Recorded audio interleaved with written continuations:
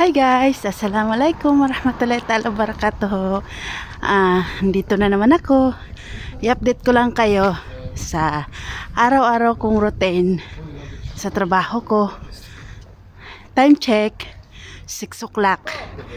Ngayon, pauwi na ako ng bahay namin. Ang linis-linis ng daan. Wala kang makita na naglalakad. Ako lang at saka yung sa likod ko, matanda.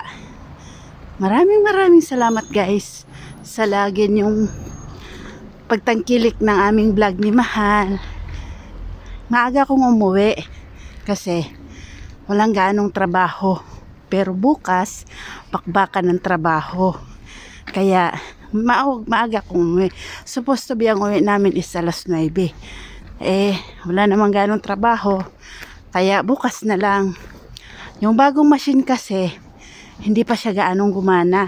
Kaya, yun, bukas pa talaga siyang gagana. Kasi, nag-short yung kurente. Kaya, hindi siya gaanong nagamit ngayong araw. Maraming salamat guys sa lahat ng mga followers ko. Sa lahat ng mga nag-like. Maraming salamat. Hanggang dito na lang. Ciao!